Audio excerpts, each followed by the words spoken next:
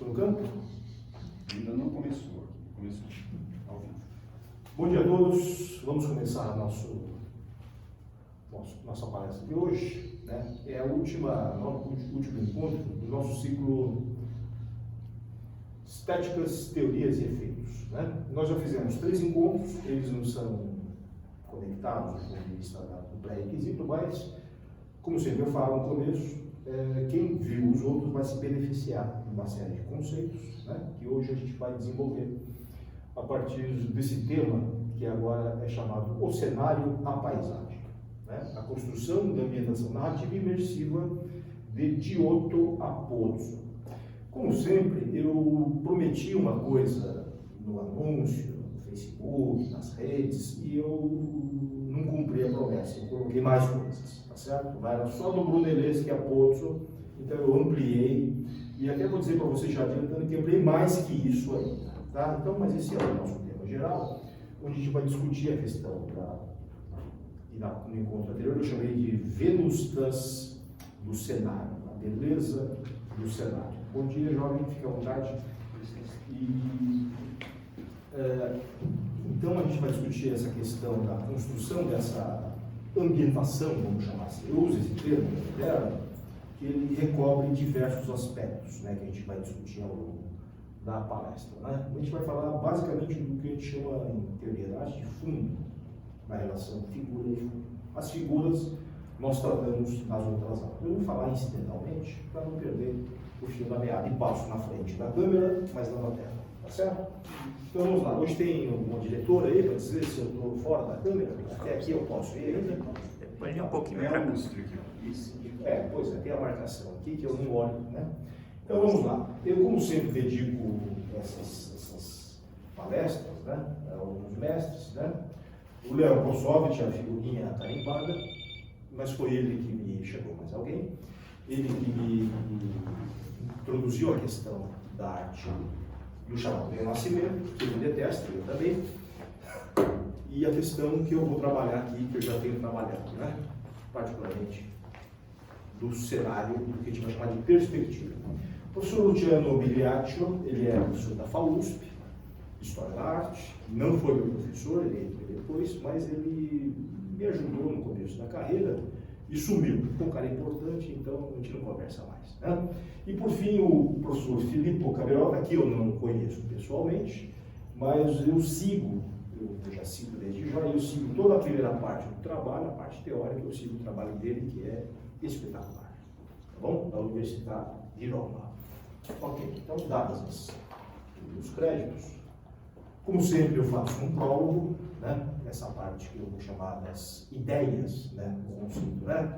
Os conceitos, ideias e efeitos estéticos, né? Então as ideias são esses conceitos iniciais que nós vamos trabalhar, certo? Essa questão do fundo, do cenário, ou da paisagem, como a gente vai chamar depois, dentro de uma perspectiva, e já estou usando a palavra inadequadamente, né? Mas de uma perspectiva de construção da compreensão da visão e do olhar, que é um tema que vem desde a antiguidade, novamente, tá certo? É claro que diversas culturas elaboram isso de modo próprio, mas o que nós vamos ver é que isso que nós estamos trabalhando nesse curso, a construção da visão, a construção do olhar, que são coisas diferentes, tá certo? Remonta, como sempre eu vou remontar na Antiga Grécia, tá? E esse termo que eu estou trabalhando aqui, ó, são dois, ópsis e óptica.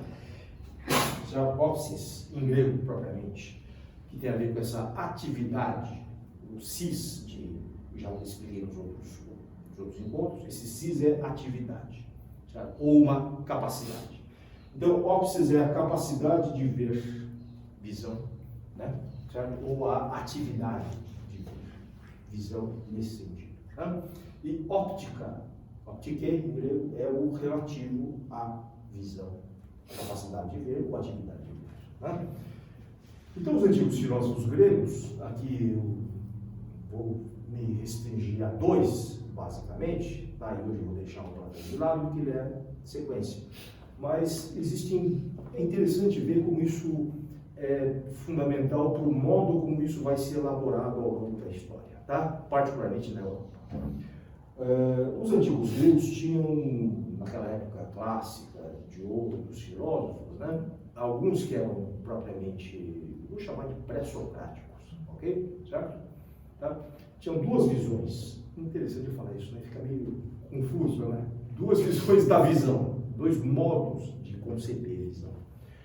Um deles é um filósofo chamado Demócrito, é o que está escrito aqui, né? Certo? Tá?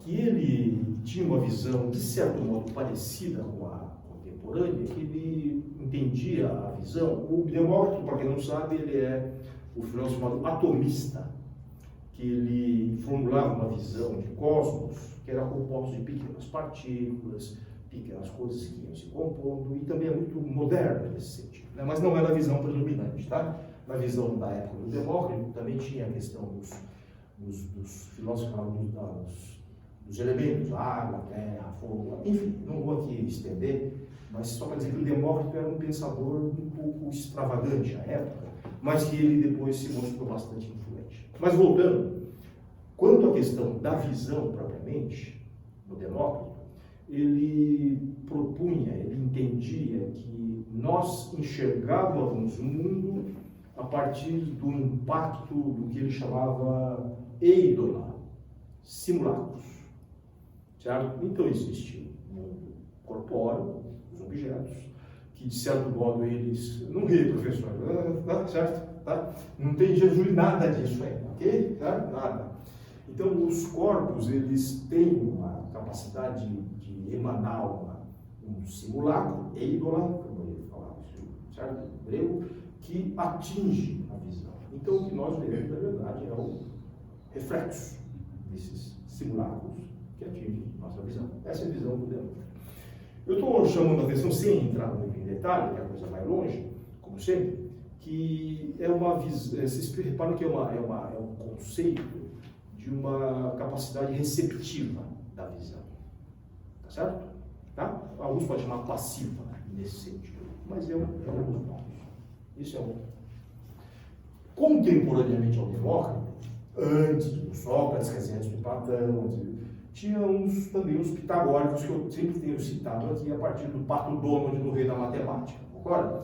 Os pitagóricos, que eles também tinham essa visão de mundo bastante interessante, mística, mas eles que não, vou dizer que eles inventaram. Eu sempre digo que os pitagóricos, sua amiga me pergunta assim, essas coisas, eles têm uma comunidade de ideias que se estende para além da Grécia. Ok? Obrigado?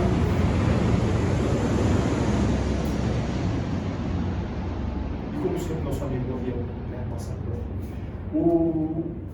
Os pitagóricos, eles propunham um outro conceito, que o olho, ou melhor, quer dizer, a pessoa, o olho, ele emite uma espécie de fogo. Esse é o termo que eles usaram, tá? Dentro dos elementos. E que esse fogo, ele atinge os objetos, que por sua vez, atingidos pelo fogo, retornam, e isso permite a visão. Tá? Então, para ser esquemático, eu vou chamar de uma capacidade ativa de ver. Né? É uma emissão de... Eu estou insistindo na questão fogo, eu não estou falando raios, tá? Fogo. Porque os elementos são fogo, terra, água e ar. Então tudo era formulado em função desses elementos. Então a visão era relacionada ao fogo. Interessante, né? Poética e metaforicamente isso tem até hoje, não é? Certo? Ok? Mas, então são duas visões, estou falando de modo, né? Bastante empírico, né? de como se pensa a ópsis, nesse sentido, da capacidade humana de perceber o mundo. E, por sua vez, por extensão, de compreender o mundo a partir da visão. Tá? Bom, isso que já estava, esse debate que estava presente na cultura grega, eu vou dizer que a visão do Demócrito era minoritária. Assim, aqui não era ela que predominava. Então, curioso,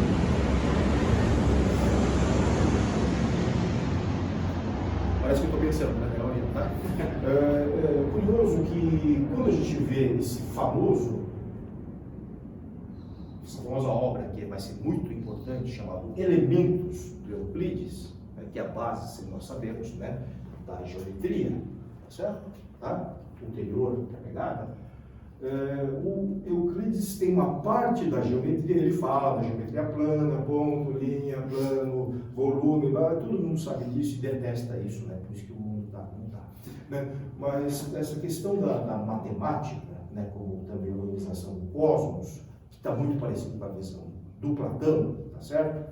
Mas que tem uma parte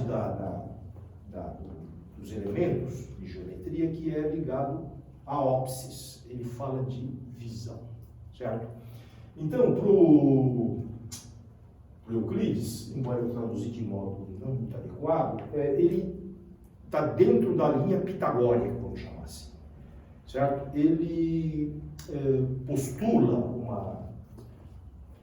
uma teoria de visão que tem a ver com uma projeção do que eu estou chamando de raio visual. Poderia chamar de fogo visual, mas o Euclides não é tão, digamos, místico quanto os pitagóricos decidem. O Euclides é muito mais, digamos, evidentemente, como a gente diz hoje, científico, né? Mais frio, objetivo. Mas a ideia que subjaz a teoria de Euclides é de uma projeção, é um lançamento de uma visão. Tudo bem, Jorge? Então é como se fosse o fogo. Para o Euclides, o olho é que dirige, certo? Então, ele faz toda uma teoria interessante, uma teoria no sentido de teoremas, né, que ele faz de postulados matemáticos, que ele faz uma geometria do olhar, geometria da visão, né, para ele tentar explicar diversos fenômenos, particularmente esse fenômeno que modernamente a gente chama de perspectiva. Mas lá não se coloca esse termo, já deixo desde claro, porque é que nem naturalismo, vocês entendem, né? Naturalismo, realismo, essas besteiras todas que a gente projeta anacronicamente. Então a questão era o que melhor dizer profundidade, ou melhor, profundidade aparente, que é um paradoxo que, por exemplo, no Furtado, era criticado pelo Platão, certo? Qual é o paradoxo? O objeto de mesma medida, mais perto, maior, mais longe, menor. Só que não é menor. Isso tem a mesma origem. Parece. Então, isso, para o Platão, também esquematicamente, era um elemento de desqualificação dos sentidos. O Euclides não pensa assim. O Euclides não pensa assim. Aliás, ele coloca a questão, como é que será que é possível, mesmo com essa aparente desproporção, com essa aparente desmedida, é possível fazer uma medida? No teorema do Euclides, a resposta vai ser sim, certo? E ele vai usar também um outro cara, não sei, estou inspirado hoje, tá? Vai ficar cumprido esse bagulho. Ele se inspirou num cara chamado Tales, certo? Tales, certo? Aliás, jovens, esses caras já sabiam que a Terra não era plana, tá? Mas o que eu estou falando? Não, enfim, deixa eu falar. O Tales, ele tinha um procedimento de medir a altura de alguma coisa a partir de um triângulo semelhante. Então ele via pela sombra projetada. Ok, eu estou passando a entrar muito nessa geometria que ninguém gosta, matemática, odeia, desgraça. O Euclides, ele formula uma teoria do ângulo visual. Certo? Então ele faz uma relação matemática, geométrica, proporção, vocês se lembram disso das outras aulas que eu falei, né? Que existe uma regra de proporção entre ângulo visual, certo? E, digamos, dimensão aparente, tá? É curioso que o Euclides, ele trabalha com ângulo, é como se fosse hoje, modernamente, anacrônico, o que a gente chama de vetorial, vocês entendem, né, tá? Ele não trabalha com a distância, não é a distância que é fundamental para o Euclides, é o ângulo. Eu estou falando isso porque daqui a pouco, no século XVI, eu falo um cara chamado Alberti. Então lá vai ser invertida a questão, ok? Tá. Só para dizer então que o Euclides é capaz de teorizar, certo? A relação entre diminuição da distância, diminuição do tamanho dos objetos em função da distância conforme o ângulo visual. É isso, tá? Para ser bem rápido. Ora, isso que o Euclides, como eu sempre falo, não foi ele que inventou isso. Tá certo? Tá? Apesar de muitos quererem, né, dar esse crédito aos filósofos, aos teóricos e tal, ele está formulando uma prática que já está acontecendo, particularmente na arte grega clássica, né? Que é um procedimento que a gente hoje chama de ortóptica, correção óptica de certos elementos, no caso artísticos, que é o que a gente tem de registro. O caso mais famoso, a professora Helena sabe disso melhor que eu, é um bagulho foi ruim, né? Chamado Partenon, certo? Tá? O Partenon, ao contrário do que parece ser, ele não é um retângulo regular. Os espaçamentos também não são regulares, conforme a mesma medida aritmética. Ele tem sutis variações, certo? Ele é um pouco, digamos, côncavo, convexo, certo? Um pouco convexo, e tem um alargamento de certos tamanhos, de certos elementos. Enfim, eu quero dizer que o Partenon ele é corrigido opticamente, certo? Em função de um certo ponto de observação. Ok? Tá? Eu não botei isso aqui, isso na aula de arquitetura grega, mas eu quero dizer que tem isso. Um outro elemento, que inclusive é uma anedota, eu vou falar algumas anedotas, tá, Jota? São recolhidas pelo Plínio, século I a.C. Coitado, morreu da erupção do Vesúvio. Vou falar de Pompeia daqui a pouquinho. Ele mandou, respirou gás. Por que eu estou falando assim? Besteira, Jota? É respiração. Tem de entrar, diretor, obrigado, diretores, obrigado. Então, o Plínio, ele conta uma história de um escultor, de um concurso de escultura que eu já mostrei nas outras aulas, que isso era bastante comum, mas, se não me engano, era um cara chamado Zeuxis, mas sempre me engano quando não ponho com a linha aqui, tá? Mas o nome do escultor não importa. Não, Zeuxis era um pintor, é outra piada. Não sei quem é o escultor, bom, não, deixa lá. A história é a seguinte: havia um concurso para uma Afrodite. Eu vou meio fantasiar e vou dizer que ela seria nua, só para ficar mais picante, tá bom? Isso eu já mostrei nas aulas anteriores, né? Então, havia um concurso de Afrodites, e como todo concurso de beleza grego, como inclusive os modernos, tem ideia da medida, concorda ou não? Se está na medida, ganhou o concurso de Miss, né? Miss Afrodite, ok? Para a visão. Né? Ora, só que a questão é que essa escultura ia ser colocada no alto de uma coluna. Então todos fizeram, segundo aquele cânon que eu já mostrei em outras aulas, da bela Afrodite. Então o júri, esse escultor que eu não me lembro do nome, não sei se é o Apolo, não é Apolo, também não vai entrar aí. Enfim, quando eu lembrar é tarde demais, tá bom, já? Esse escultor trouxe uma estranha figura de cabeça grande, certo? Digamos, um busto grande, um quadril pequeno e perna menor. Aí, no primeiro momento, o júri imediatamente quis fazer esta coisa horrorosa, este monstro, essa coisa horrível, está desclassife, e ele falou, um momento, coloca na coluna. E aí a gente conversa. Lembra? Não temos registro dessa escultura, vou chamar macrocéfala. Dá para entender ou não, Jota? Qual é a discussão que está aqui nessa história anedótica do grupo? O que fez o nosso querido artista?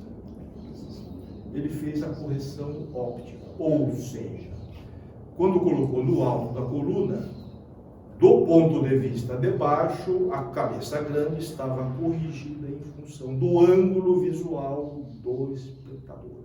Ok, Jota? E as outras, que eram todas lindas do ponto de vista do júri, na hora que colocou lá em cima, aconteceu o quê? Cabecinha, certo? Peitinho, bundão. Tudo bem, jovem, eu estou falando isso só para ficar um pouco mais concreto. Então, todos os outros foram desqualificados e esse escultor ganhou as glórias, honras, etc. É claro que eu estou fazendo um exagero aqui, porque a questão é que, como eu já disse, tem demonstrado nas outras aulas, a percepção da medida, quando ela é cultivada, é tão sutil que a pessoa bate o olho e já sente que que há uma desproporção, né? Que no limite a gente chama de deformação. Então aquela figura desse escultor foi considerada deformada num primeiro momento. E qual é a discussão que então o Plínio nos traz? Deformado, vírgula, depende do ponto de vista. Ou no caso lá, vai depender do ângulo visual. Então o que eu quero contar com essa história é que o Euclides, ele já faz isso, certo? Seu pai, eu acho que já tem uma figurinha, ele já pifou o meu bagulho aqui. Tá certo? Tá? O Euclides, isso aqui é o Euclides depois foi traduzido, certo? Ele sempre foi presente, vocês nós sabemos disso, né? Inclusive ele chega até hoje, tá? O Euclides foi traduzido do latim, italiano, difusão, etc. Sempre foi estudado, partindo por causa dos fundamentos, né, da geometria, que vale até hoje, evidente. Mas também isso, que é essa teoria o nosso moderno comentador está chamando cone visual. Eu não vou chamar disso. Vamos lá, vou só chamar de um ângulo visual, porque o cone eu já suponho, tá?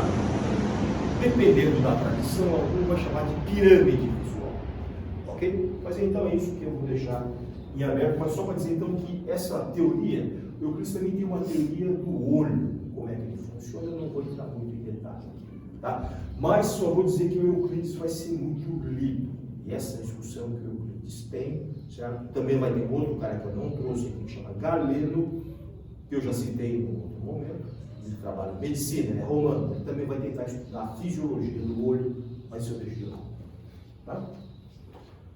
Bom, isso vocês estão entendendo que é ópsis do ponto de vista, visão do ponto de vista mecânico, vamos chamar assim, ou do ponto de vista físico, a gente pode chamar assim também, como funciona a fisiologia do olho, a gente pode chamar isso hoje modernamente, fisiologia do olho.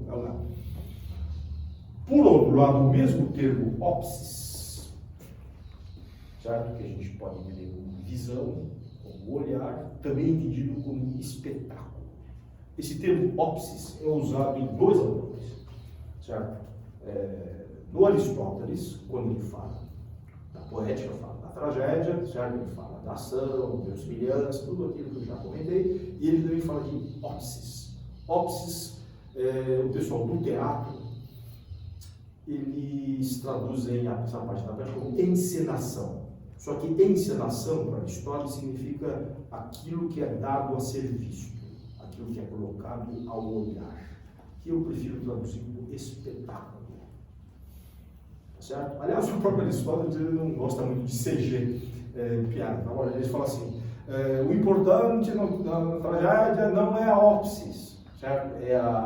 São os valores, a mensagem, o catarse, não tanto a qualidade da ópsis, quer dizer, encenação em tempo. A gente entenderia hoje como figurino, certo? Máscara e um elemento que vai aparecer atrás, certo? Que é o que vai nos interessar daqui a pouquinho. Eu já vou falar já, tá? Chama escenografia, certo? Esse termo não está no Aristóteles, esse termo está no Vitrúvio, que é outro autor que também fala de ópsis, no sentido teatral. Aliás, a teoria do Vitrúvio, quando ele fala dos gêneros teatrais, é bem, vou dizer, meio ruinzinha, tá, Jonas? Porque ele só descreve o que tem no teatro, ele fala dos gêneros trágico, cômico, satírico, e vem de ópsis. Então, nesse sentido, ele segue a tradição que vem do Aristóteles, tá? Mas, o que é discutido com parte dessa ópsis, que compõe esse elemento, que eu vou chamar, ou melhor dizer, fundo de cena, para esse momento, da cenografia, né? O termo escenografia, em grego, é atribuído pelo Vitrúvio, a invenção, que ele recorda de um outro autor que se perdeu, ele remonta a esse autor chamado Agatarco de Samos, né? Que teria inventado esse elemento para enriquecer uma peça do Ésquilo. É da época do Platão isso aqui, tá, Jonas? Tá? Então, segundo Vitrúvio, o Agatarco ele pintou um pano, né? Certo? Que a gente pode entender esse pano como esquené em grego, tá certo? Tá? E também esquené chama tenda, alguma coisa assim no grego clássico. Então ele pintou esse pano ele pintou de um modo, e essa parte do Vitrúvio é controversa, tá, jovens? Eu não vou entrar aqui, tem nem a ponta do compasso que eu falei, uma outra aqui também vai ter outra ponta de um círculo, que tem um debate aí que eu não vou entrar, tá? Um debate erudito besta. Mas enfim, que tem um procedimento do pintor que ele faz com que as coisas pareçam que diminuam conforme a distância, tá? Então, isso vocês estão vendo que é, na prática, né, o procedimento teorizado pelo Euclides, tá certo? Tá? Eu não vou entrar no mérito se professor, não é perspectiva. Eu vou mostrar isso, tá? Eu estou chamando isso de profundidade. Isso, então, quando eu te falo profundidade, assim, tem um plano, parece que a coisa vai para trás. Eu estou insistindo no parece que, certo? Ele não vai para trás. Ele sabe disso, tem desenho. Porque ele faz a animação, certo? Porque ele modela hoje 3D. A mesma coisa, na verdade, é isso que eu quero dizer, que é a cultura que está se formando. Tá bom? Então, isso ir para trás, esse parecer que há uma profundidade, então isso é grego, tá, João? Isso, eu vou dizer, é típico grego. Isso, na época, simultaneamente, ou em outras culturas, não há essa preocupação. Mas na Grécia tem, e no teatro grego tem. E na arte grega vai ter, como eu vou mostrar isso rapidamente. Tá? Certo? Então, esse é um dos procedimentos dessa ópsis, desse espetáculo. Eu vou chamar de espetáculo da profundidade. Tá bom, já? Se dá no teatro. Né? Um outro procedimento que eu pulei, chamado esquiografia, certo? Que isso aqui está agora no outro autor, que é o Plínio, o Velho, né? Romano, que ele cita esse Apolodoro de Atenas de ter inventado, antes da esquenografia do Catargo, um procedimento de você trabalhar com esquiar, que é sombra na figura. Certo? O que é sombra numa figura? É bem desenhar a sombra, né? E que nós estamos, digamos, simulando. Falta de luz? Volume e profundidade. Ah, tá. Exatamente. Né? A sombra supõe o seu reverso, que é a luz. Então, eu tenho luz e sombra. Né? O que depois vai ser chamado de chiaroscuro. Italiano, claro, escuro, luz e sombra. E, por extensão, aparência, parece que tem volume. Reparem que eu estou trabalhando diferente nos conceitos aqui. Um que é nos corpos, no objeto, propriamente, que ele parece que tem volume, quer dizer, parece que ele salta à frente, certo? Por efeito, por artifício de luz. E sombra, no caso. É o termo esquiografia. Sombra, quer dizer, desenho de sombra, pintura de sombra, literalmente, né? Então, parece que tem volume. E o outro, esquenografia, parece que tem profundidade. Quer dizer, que vai para trás. Então, assim, para ser esquemático, o volume vai para frente. E a profundidade vem para trás. Isso é colocado em conjunto, certo? No Agatar, particularmente, né? Porque a esquiografia já existia, tá certo? Tá? Uma interpretação que eu junto Euclides é que, se não tem, digamos, uma formulação, isso não tem na época um tratado, porque isso era muito prático, né? A pessoa fazia, pintava, executava, a gente sabe, no festival, acabava o festival, fogo no pano, sei lá, reciclagem, alguma coisa. Então não tem testemunho desse tipo de peça propriamente do teatro, concorda? Certo? Mas o que deve ter é uma ciência do ponto de vista do espectador teatral. Então aqui eu estou contornando a controvérsia que tem no Vitrúvio, certo? Dos intérpretes do Vitrúvio, tá? Porque o Vitrúvio é meio obscuro nesse sentido, tá? Ok? Ele fala lá de um Kirk num centro, em latim que a gente fala, centro de um círculo. Então alguns vão dizer que é ponto de fuga. Hoje em dia a gente já sabe que não, tá, Jorge? Eu vou mostrar aqui, vou provar que não tem ponto de fuga do Vitrúvio. Quer dizer, não tem perspectiva da Grécia clássica. Não como a gente entende que eu vou mostrar.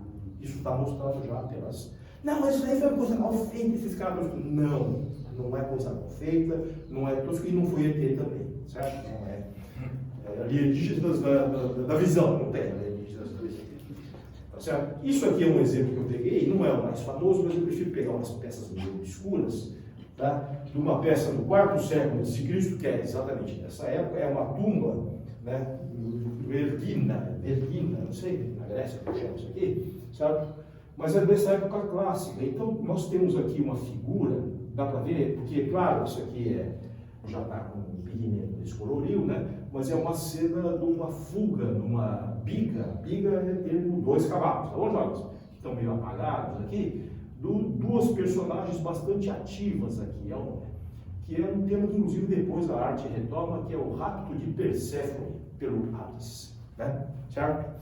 Então, esse barbudão que parece um hippie aí, né? Certo? Parece os alunos, inclusive, hoje, né? Assim, né? Aqui, vocês estão vendo que, embora seja muito sumário, a gente tem aqui uma indicação do claro e escuro, né? E do recurso da sombra. Vamos lá, tá? Da chamada esquiografia, portanto, que está aqui. Um outro elemento também que eu vou chamar a atenção é que vocês veem que a posição da figura, ela não está numa posição frontal ou lateral, que era típica das convenções bidimensionais. Tá? Então, é como se, reparem que eu sempre falo assim, como se essa figura estivesse saltando, saindo do fundo da parede, dessa posição que nós chamamos de 3/4. E os gregos chamavam catagrafa. Quer dizer, nem de frente, nem de lado, mas mais ou menos assim. Então você faz esse procedimento, certo? E coloca a sombra, então você dá um certo volume da figura. Eu insisto que volume é vir para frente. Ó. Esse elemento aqui, nós temos essa rodinha aqui, ó. Agora vou dar um detalhe. Hoje, para nós, é óbvio que isso aqui é redondo, não é? Certo? Só que é redondo visto em 3/4, que vira, eles chamavam de oval. Eles chamam de elipse. Tá bom, João? Tá? Então, isso aqui obviamente, spoiler, como sempre, né? Isso aqui, obviamente, não, parece, certo? Agora, isso aqui, cadê o Euclides? Tudo bem, Jota? Essa coisa que a gente chama de escorço, tecnicamente, em arte, tá? Figurar em escorço você sabe que isso é redondo, mesmo que isso seja representado em 3/4. Eu volto a dizer, Jota, que para nós é muito banal, isso aqui era, digamos, bastante novo para a arte do 4º século. Tá? Isso é invenção grega. Nesse sentido, a gente pode ser bem, o Araújo ia gostar disso, né? Europeu. Tá? Isso é europeu. Isso é grego, e depois latino, e depois, enfim, tá? Inclusive, tá? Bom, eu estou chamando isso a atenção porque esses são os elementos da composição do volume da esquiografia atribuída ao, já esqueci o cara, Apolodoro, né? Muito bem. A próxima figura é um exemplo de cenografia. Cenografia, que não é propriamente uma pintura teatral, mas é um indicador que esse tipo de pintura, de grande tenda, porque a gente imagina que é um teatro, é um anfiteatro grego, semicircular, deve ser uma pintura muito grande, certo? De mais de talvez 5 metros de altura, alguma coisa bastante imensa. Isso impressionava o público, a ponto de se encomendar esse tipo de pintura cenográfica, posso chamar assim, né? Para, digamos assim, ambientação doméstica. Então isso aqui é um muro que tem na cidade de Pompeia, certo? Chamado Domus de Eretnoligonis, que é um nome que está lá marcado, que se supõe que é o dono da casa. Né? Também chamada Casa de Apolo, pelo tema que isso aqui decora um cubículo. Né? Aqui nós temos, então, o estado da coisa, e aqui uma reconstituição melhorada, e aqui nós temos, então, espelhado a reconstituição e essa construção dessa profundidade. Vocês entendem, jovens? Que tem, então, essas oblíquas, vamos chamar assim, ao plano frontal, que dão, certo? Fazem parecer que há uma terceira dimensão, uma profundidade. Mas quando a gente pega esse trabalho excelente da Universidade acho que é a pessoa fez isso aqui, tem um projeto que está fazendo isso aqui, a gente percebe que essas montes de linhas significam o quê? Que não tem coerência, né? Tipo, Tem coerência, senhor e senhor. A coerência é o eixo. Certo? Então, é isso que eu pergunto, se eles fazem espelhado. É simétrico no sentido moderno, inclusive bilateral. Mas é que tem um eixo, certo? Então tem um eixo de simetria, eu posso chamar assim, para o qual converge, então há uma coerência. Só que não é uma coerência do ponto, é uma coerência de uma linha. Tá certo? Alguns autores chamam isso vem a partir de um cara chamado Panofsky, tá bom, jovens? Tá? Enfim, é uma discussão bem grande, é chamada de perspectiva axial. Certo? Popularmente chamada de espinha de peixe. Acho que é bom, né? Então tem o eixo, tem a coluna e tem os. Eu ouvi falar. Pois é.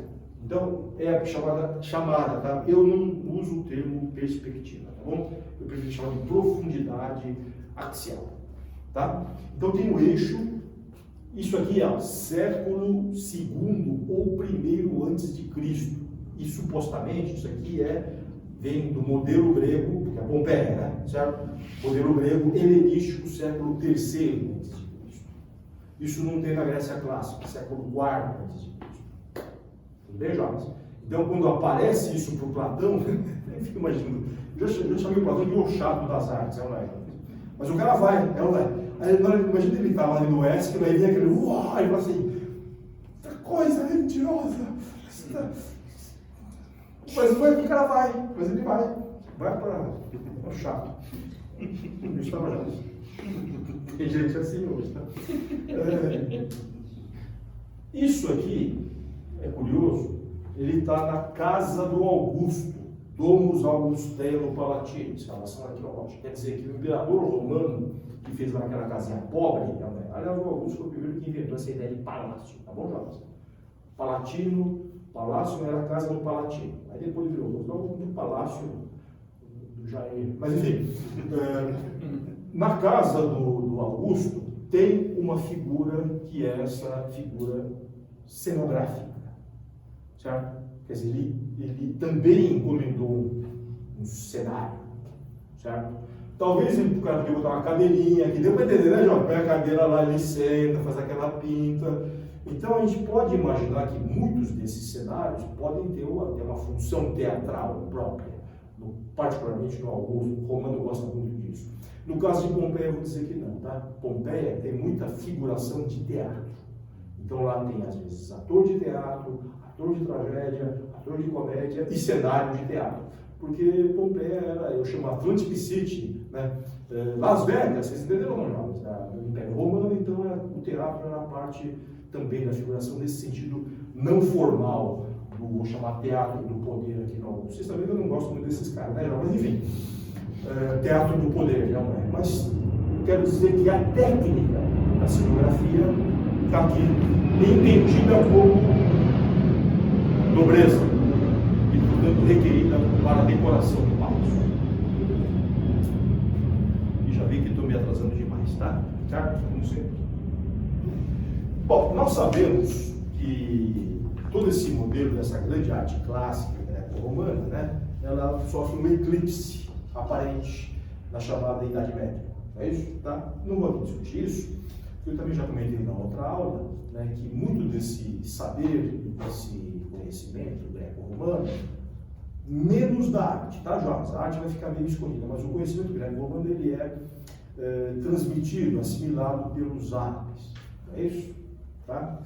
Ora, essa discussão geométrica, matemática, óptica, certo? É bastante importante para os islâmicos, tá? Os muçulmanos, por uma questão, inclusive, religiosa. Né? Primeiro, tem uma questão de orientação, certo? Orientação dos próprios fiéis, das mesquitas para Meca. Então, tem uma questão, digamos assim, vou chamar quase astronômica, né? Certo? Porque essa orientação tem a ver não só com se voltar para Meca, mas também tem uma coisa toda do cosmos que eles elaboram, maravilhoso, que eu não vou entrar dentro. Só para dizer que para tudo isso se desenvolve uma teoria, uma filosofia e uma tecnologia. Tá? Tá? É nesse sentido, obrigado, diretor, é nesse sentido, se não é diretor hoje, tá? Foi demitido, deixa eu botar assim.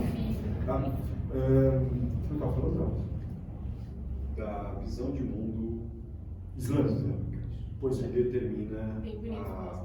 Então tem uma questão do cosmos geométrico. Tá? Nós sabemos que os árabes serão matemáticos sensacionais. Certo? Os que têm álgebra. Tá certo? Por exemplo. Tá? Mas mais que matemáticos, também tem uma questão de uma prática. Eu estou falando isso muito rapidamente porque esse autor que eu vou citar agora, ele se inclui nessa tradição. Tá? Então eles inventam tecnologias de observação da natureza. A gente sabe que o astrolábio é invenção árabe, né? Que é importante também por questões comerciais e questões bélicas também, tá? Militares, né? Como sempre, né? Mas ok. Então a questão do astrolábio, vocês sabem o que é, né? Uma varelinha que você olha, aí olha para a estrela, faz um ângulo, você mede ângulo. Então, estão vendo que é um Euclides na prática? É a aplicação. É Euclides na prática. Certo? Isso aí, enquanto os caras estão chacoalhando espada no Game of Thrones europeu, tá bom, Jota? Tá? Vocês gostam, né? Espada, sei não, só o pessoal aqui. Enfim, nessa cultura, portanto, bastante sofisticada, certo? Desde o século VII até o século X, a gente está colocando aqui, que alguns chamam de idade das trevas, que é treva porcaria nenhuma, certo? É treva só para quem chacoalha a espada no Game of Thrones, tá bom, Jota? Certo? Nesse contexto é que se insere esse Abu Ali al-Hassan ibn al-Haytham. Eu não sei se eu pronuncio o árabe direito, eu acho que não, tá? Não me engano, né? Tá? Então, ele é conhecido como Al-Hazen na tradução latina. Por quê? Porque o texto dele, e esse estudo dele, chamado Kitab al-Manazil, ou Livro de Óptica, certo? Vai ser traduzido como De Aspectibus. Interessante, Alé. Sobre o aspecto. Aspecto é aquilo que aparece, Alé.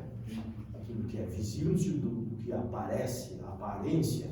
O tratado do Al-Hazen eu chamava assim porque é a tradição europeia. Tá bom, Jorge? Né? Eu posso chamar Al-Hassan também. Hoje eu podia ir para a Arábia Saudita, eu podia dar uma bolsa para mim, né? Então, Jorge, o Al-Hassan, vou puxar o saco dos islâmicos, que está meio em baixa, né? Os caras querem atacar os coitados. Onde ele estava, Jorge? O Al-Hassan, então, ele entre vocês estão vendo do século X, né? Enquanto os caras acham que o mundo vai acabar, os católicos, ele está elaborando toda essa.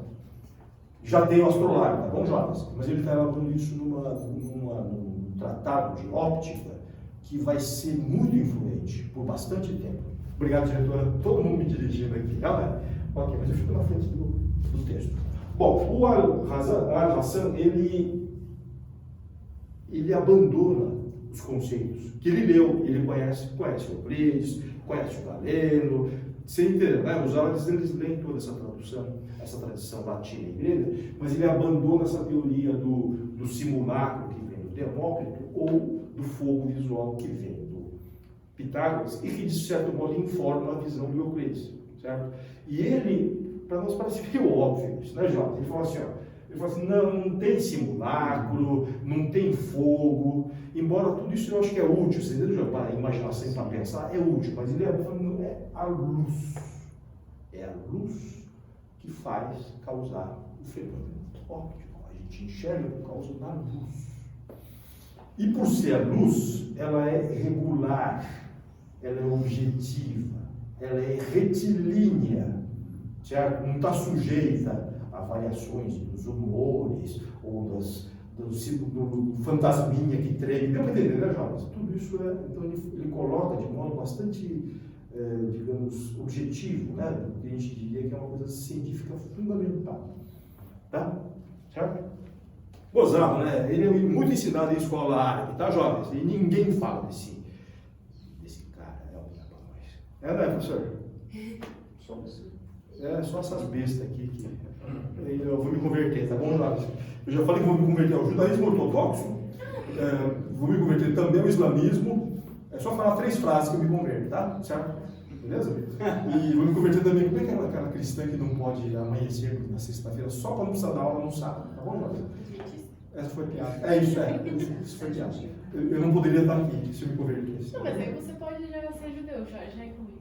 Então, mas isso que eu falei também, ser judeu ortodoxo, deixar a barba crescer mais ainda e só dar de preto. Vai ter que ser E o chapéu tem que ser preto também. Ela Tem que deixar corta crescer tudo aqui. isso na edição. E eu posso ter que deixar crescer aqui também. Aqui também? Tá bom, Tem ok. que ter as trancinhas, senão não vai. Voltando ao nosso Al-Hassan, certo? Certo? Esse de aspectos na tradução, ele é tão seminal, é tão importante que ele vai ser traduzido, vai circular naquilo chamado Universitas. Curioso, né? Universitas na época, quem é que frequenta? Padre católico, né? Dentro de um pagão, concorda ou não? Mas esse pagão falou, não dá para não deixar esse cara, entendeu? Não importa se ele é Maomé, o profeta, certo? E só tem um lá, e quase que eu falei a terceira. Se falasse a terceira, eu virava também lá, islâmico aqui. Olha. Não tem jeito, entendeu, Jorge? Então, os católicos não são idiotas. Certo? Não são idiotas.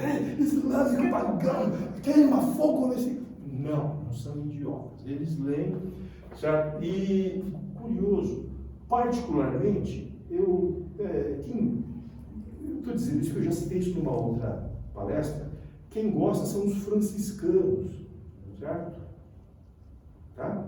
Então, por exemplo, 2 franciscanos que se destacam, são vários, eu só estou pegando 2, ingleses, Roger Bacon e John Peckham. Esse cara depois virou arcebispo de Canterbury, certo? Virou lá, chefão, etc. Mas enquanto ele estudava, não sei se em Oxford ou na outra, que era em Paris, inclusive, eles circulavam muito, esses caras, eles ficam discutindo essas coisas. Então, apareceu esse termo na discussão escolástica, perspectiva ou prospectiva, como essa ciência da óptica, baseada no Al-Hazen, que vai até o Euclides. Tudo bem, Jorge? O cara pega o Euclides, o raio sai, vem o raio, é o fogo, aí não sei o que. O autor que eu citei lá no começo, o italiano, o Paulo, ele fala, ele tem alguns debates teológicos que se colocam aí, então a coisa fica às vezes meio complicada na universidade. Claro que tem uns casos, eu sei, estou tentando não fugir, uns casos, digamos, mais místicos, encaram a luz do ponto de vista místico, e esses, vocês estão percebendo do ponto de vista físico, ou, como eu tenho colocado do ponto de vista sempre desse debate, nesse mundo, do celeste e do terrestre. Tá? Então, quando você fala, vamos fazer uma abordagem física, significa as coisas aqui, ó. Tá? Aqui, ó. Ciência. Ragione, como se diz. Tá? E tem um debate aí da verdade, da fé e da verdade, da razão. Estou dizendo que não era fácil, tá bom, jovens? Agora, esses 2 ingleses, particularmente, e John Peckham, quando virar chefão lá em Canterbury, então vai facilitar, eles são, digamos, a base do que se chama tradição empirista. Certo? Tradição empírica, da ciência empírica, baseada no quê? Nos sentidos, na experimentação. Tá bom? Tá? Então, eu estou vendo que não tem isso se não tem Al-Hassan. Tá bom? Não tem prototipagem, se não tem Al-Hassan por trás. E não tem os árabes por trás. Então, agora eu só estou pagando tributo que eu estava devendo e não enche mais o saco dos árabes. Tá, professor? Beleza? Tá, agora isso aqui foi uma vingança. Veio um textinho do Al-Hassan para vocês. Só um hoje, tá? Porque na outra eu sei que encheu o saco de todo mundo, inclusive, né? Então aqui tem um textinho que eu peguei no doutorado, tá? Mas é só para vocês entenderem um pouco como é que é curioso que isso é estética. Eu vou ler, tá bom? Quando ele tenta explicar como é que a gente enxerga, certo? Que é novidade para a época. Hoje, inclusive, isso pode parecer meio pueril, mas não. Vou ler. Essa ação que a luz efetua no cristalino do olho é da mesma espécie que a dor. A partir disso, essa sensação, que parece uma dor, que ocorre no cristalino, é estendida para o nervo óptico e vai para a parte anterior do cérebro, e aí reside a última sensação. Esse poder apreende as coisas sensíveis, mas o olho é apenas um instrumento desse poder. Porque o olho recebe as formas das coisas vistas e as envia para o último sentiente. E este apreende essas formas e apreende a partir delas as coisas visíveis que estão nelas. A forma que está na superfície do cristalino é estendida para o seu corpo e assim para o corpo sutil que está na concavidade do nervo, até alcançar o nervo comum, e com a chegada da forma ao nervo comum, a visão é completada. Jovem, isso é impressionante, concorda ou não? Isso aqui é, ao mesmo tempo, uma fisiologia do olho que vem do Galeno, junto com uma óptica que é bastante moderna, tá certo? Eu só peguei esse termo, e aqui, no caso, a minha maldade é dizer assim: ver dói.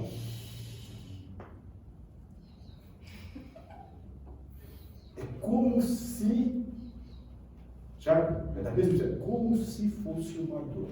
Isso é bom dar para entender, né? Você leva um beliscão, certo? É isso que quer dizer. Você leva uma picada, leva um pontapé, né? Certo? Então, você tem um estímulo, a coisa físico. Isso, físico.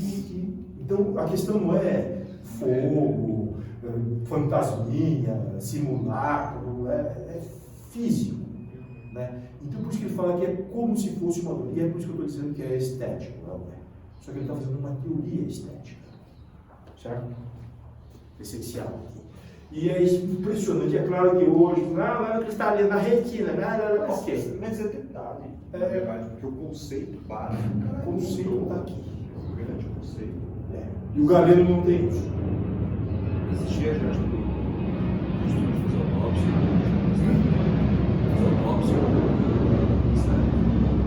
Eu não explico a tua vida.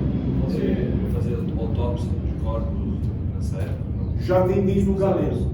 Agora, uma coisa é você pegar o globo ocular, ver aquele bagulho que tá pra ele e falar assim, ó, como é que... o termo é moderno, como é que funciona isso aqui? Tá certo?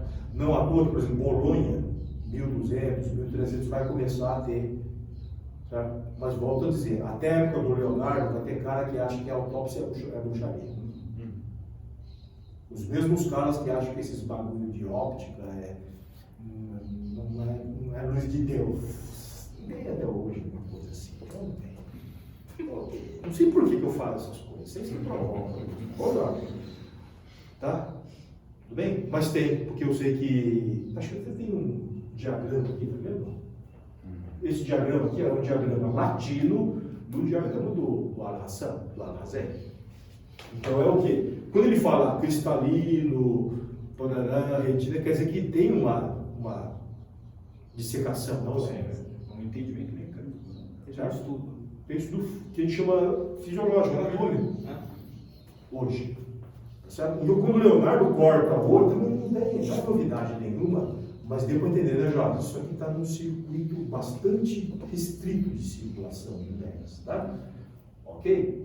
Tá? O Galeno fazia isso. O Galeno, para quem não sabe, repetindo, o Galeno é um tratado romano de medicina, né, certo? Até o século, inclusive, até o século XIV, ele meio que definia a ideia dos humores também. Você entendeu? A teoria dos humores. Eles sabem que o olho tem humor. Eu não quero me estender, tá, Jorge? Porque aqui tem uma discussão que o próprio Alhazen, ele... Olha que sensacional. Eu vou falar, vai rápido. Ele fala assim que nós temos, então, o globo, que tem o humor, que é a água. Você sabe, ele cortou, né?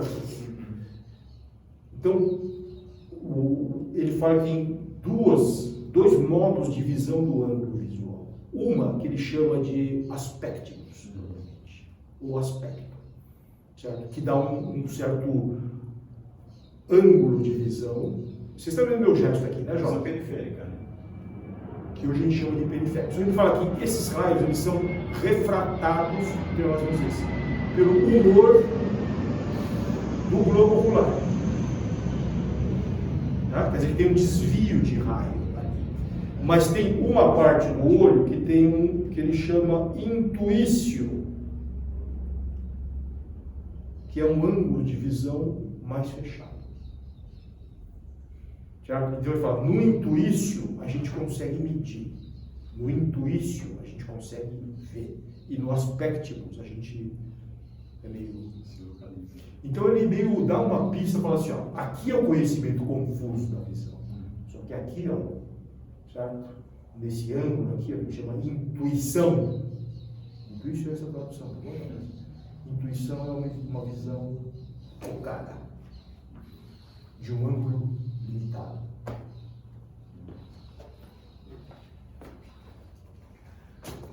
Não ensina nada disso desses caras para nós, né? Não, o pintor italiano do primeiro. Vou chegar lá daqui a pouquinho. Tá? Tudo invenção de italiano, vocês entenderam ou não?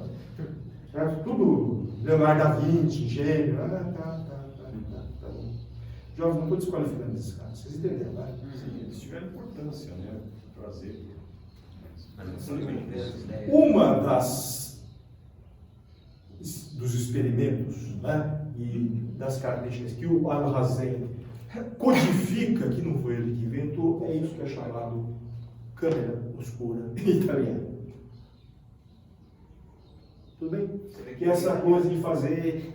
Isso é máquina fotográfica. Não, a máquina fotográfica que é uma câmera oscura, que por sinal é um olho, certo? É um olho, só que aqui é plano, aí é mais complexo. Aí o Alhazen sabe que o olho é esférico, por isso que ele fala digamos assim, do aspectibus, não, né? Da esfericidade. E ainda não falei de um problema que eu vou passar de lado, que é da visão binocular. Só para não ficar muito voador. Tá? Então aqui nós temos aqui uma representação moderna de uma discussão que o Alhazen já formula também no The Aspectus, que é a questão da projeção invertida da imagem na câmera oscura, que é simile. Isso aqui é simile, o olho. Tá certo? Ok? E hoje é essas minhaqueiras que a gente tem aqui, né? Tá? Bom, o trabalho do Alhazen, ele foi formalizado e ficou famoso nessa obra que teve grande circulação, chamada Perspectiva, do Roger Bacon. Certo? Tá? Esse é um dos tratados do Roger Bacon famoso. Tá? Mas ele teve grande difusão, porque é uma paráfrase do Alhazen, né? Mais que uma, certo? Não é uma tradução literal. Outros caras também fizeram traduções do Alhazen, mas o Bacon e o Beckham, eles fizeram de modo bastante acessível. Fizeram um monte de desenho, diagrama, ilustrar, tudo que a gente pede para aluno fazer para nós é a apresentação. Tá? Então eles demonstravam os teoremas e as formulações do Alhazen. Então isso aqui, jovens, vocês estão entendendo o que eu quero dizer? Não? Quer dizer que não ficou só meia dúzia de frade franciscano doido falando sobre o ângulo de visão. A coisa, eu vou pular esse passo, que tem também no estudo que eu peguei do professor Paulo, mas isso aqui ele vai se difundir e vai depois entrar na sociedade, essa discussão aqui, certo? Ele facilitou a ponto de poder popularizar. Sim, dentro dos círculos universitários. Então aqui vocês estão vendo que já vai ficar ainda mais difuso, porque tudo era copiado à mão, né? Depois que apareceu isso aqui, que já aparece chamado imprensa. Vocês entenderam, né, João? Tá? Mas mesmo o manuscrito já circulava muito.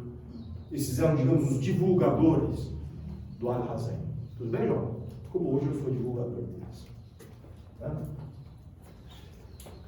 Nesse sentido, então, que nós temos esse termo que aparece, curiosamente, fora da arte.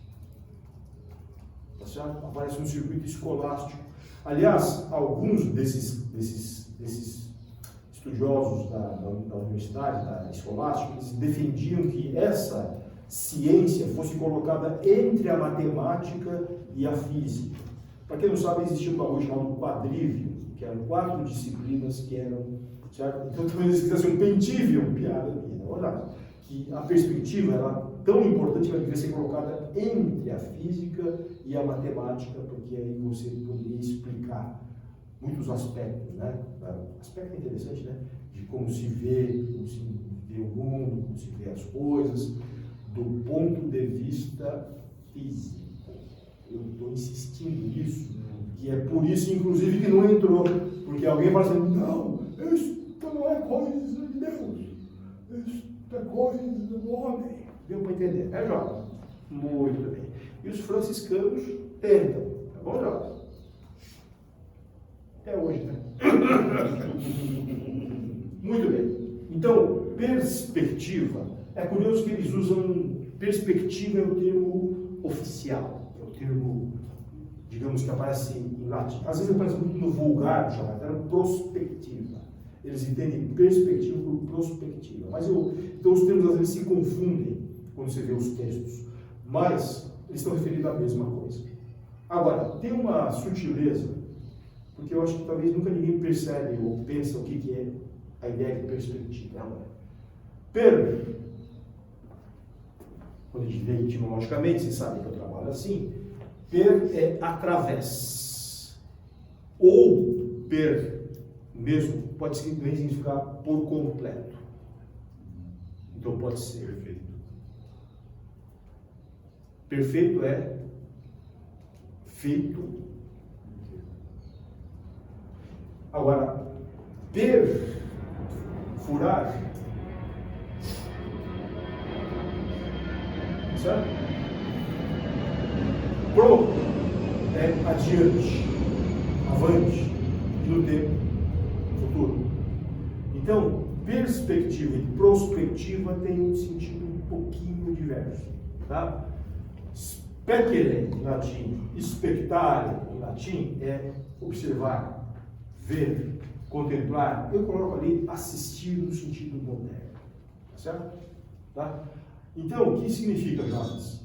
Specere, eu diria que é atividade. Spectare é a capacidade de, certo? Ver ou assistir. Então, jovens, ver através, de certo modo, é perspectiva. Mas também é ver tudo, no sentido de enxergar aquilo que está para além, e aí através do aparente. Tá dando pé, jovem? É um bagulho meio Matrix aqui, não é? É isso aí, entendeu? Não, é o algoritmo, é isso aí. Uma coisa é o que aparece, outra coisa é você ver através do que aparece para ver aquilo que faz a coisa aparecer. Mas ao mesmo tempo, eu devo entender, Jovem, esse através, ele tem vários sentidos, entendeu? Ele é como se eu também pudesse ver o interno, ou pudesse ver o que vão chamar natureza. É por isso que a ideia da perspectiva, era esse o debate e a luta dos franciscanos, certo? Dentro da escolástica, né? De tentar mostrar que é possível você ver através, mas espera aí. Esse ver através é exercício de quem? Do indivíduo. Pela mente. Então aí quebra o pau, entendeu, João? Porque aí não é verdade revelada.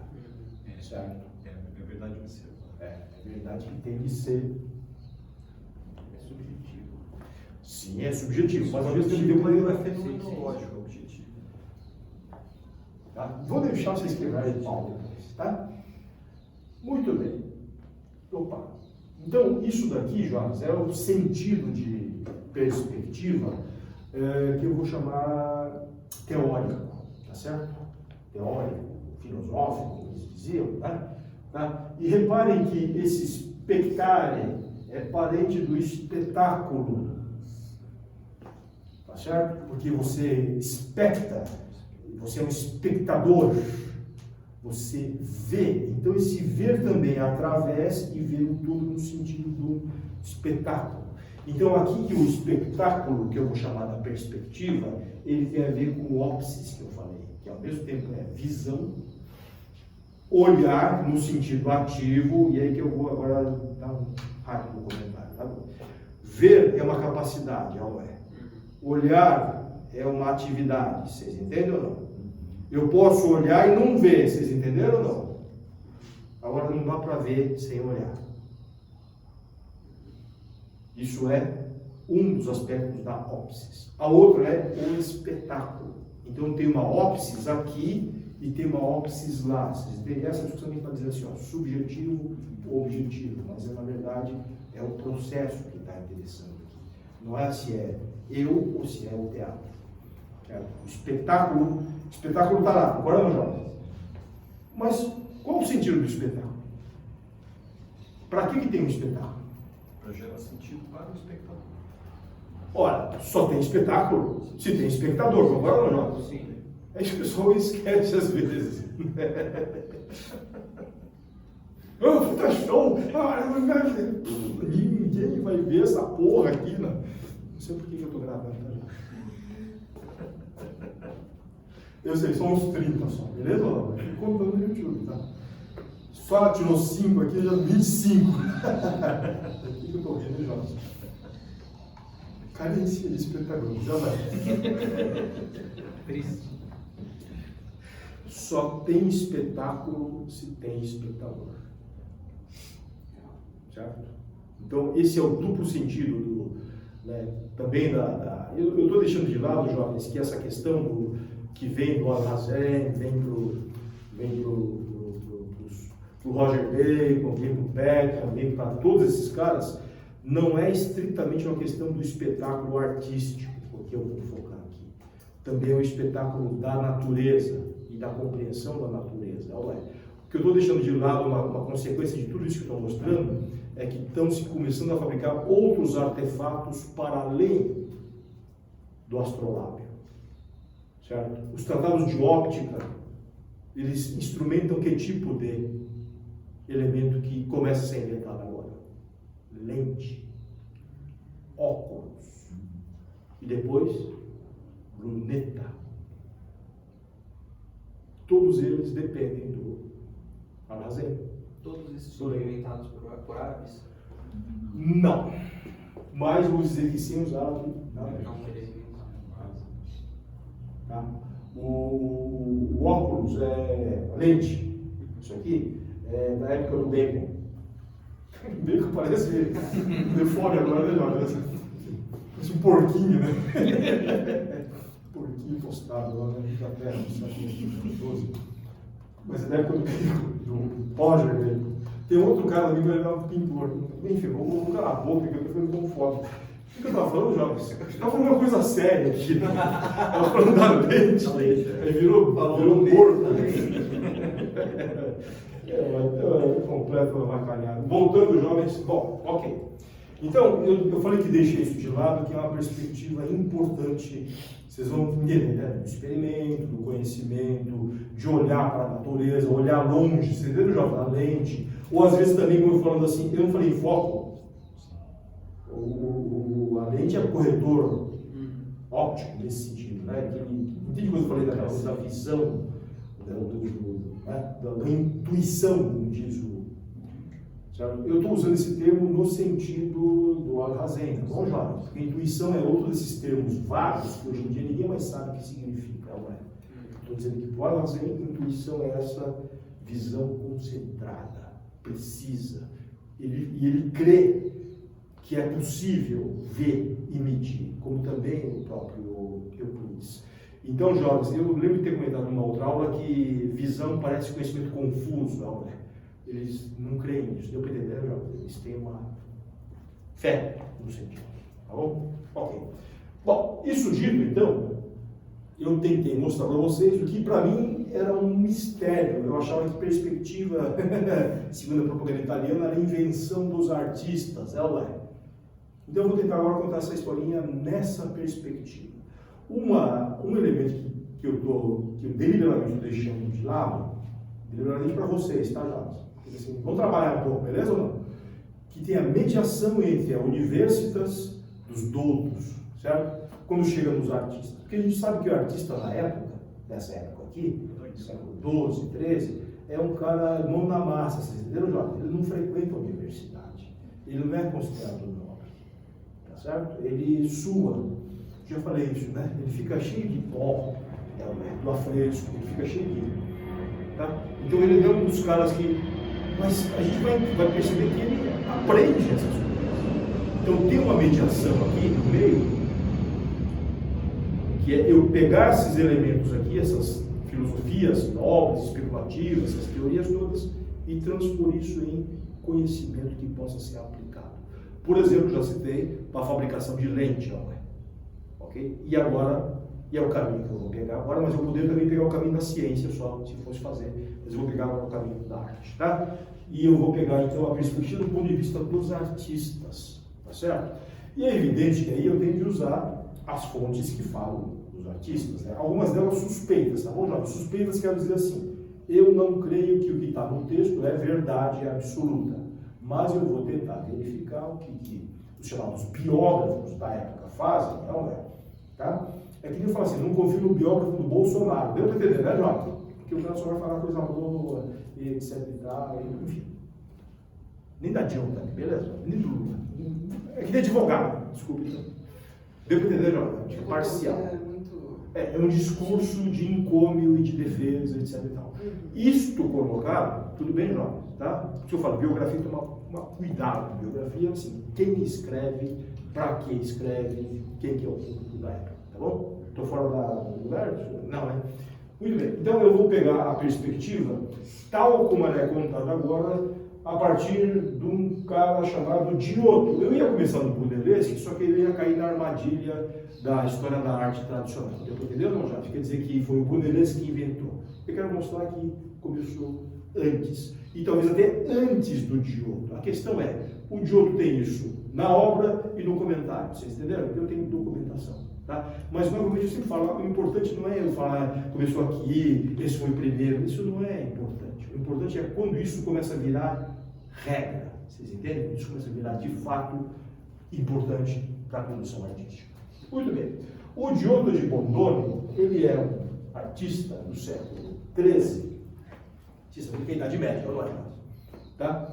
E ele ficou muito famoso como discípulo do outro artista muito famoso que eu costumo trabalhar hoje, chamado Cimabue.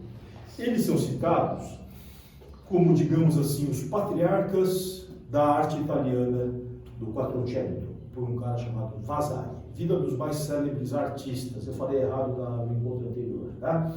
Certo? Mas esse é a biografia que faz uma sequência, assim, uma família artística italiana. É curioso que tem uma piada que o Vasari conta para mostrar a habilidade do Giotto, que também é gozado, que eu vou contar essa piada lá atrás, que tem lá na Grécia, né, que o Giotto era tão talentoso, vocês sabem que na época aquela ideia de mestre e aprendiz, certo? Você aprende o ofício com o mestre, aí o cara manda você, estagiário, né, carregar pedra, né, moer, né, apagar, enfim, você sabe, né? Imagina aquela coisa.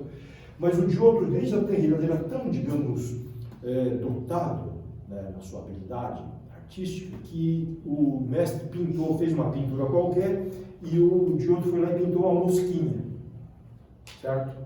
No retrato de alguém. E toda vez que o Cimabue passava, ele tentava espantar a mosca, assim, e ele... Qual o sentido dessa piada, jovem? Jovem estagiário sacana, é ou não é? Qual o sentido dessa piada? O que o discípulo fez com o mestre? Ele enganou o mestre. Quer dizer, o mestre, que era o mestre em fazer figura, ele foi iludido pelo discípulo. Ora, o mestre, o artista, ele é o ilusionista, não é?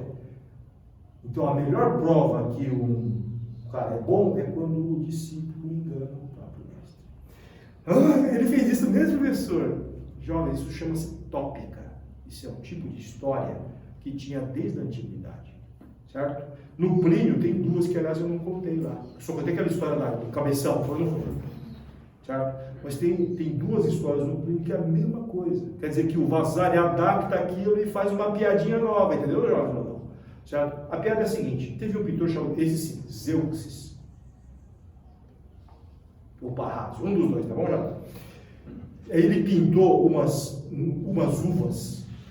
Ele falou assim, as uvas eram tão, ó a palavra, hein, cuidado, hein, perfeitas, que os passarinhos vinham bicar. Claro que o passarinho é idiota, né, Jota? Eu sei. Mas o que quer dizer essa anedota? Que a figuração da uva, ela iludiu neutro, tá? Enganou platônico, beleza ou não? Enganou quem? Passarinho. Passarinho é o quê? Trouxa? Não, natureza.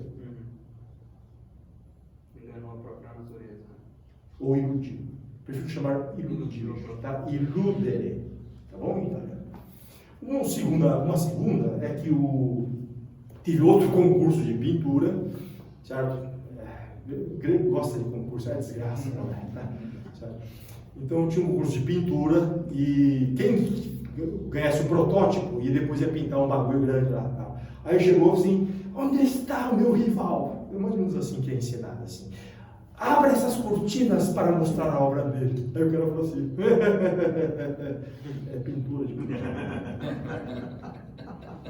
Aí o cara falou assim, perdi.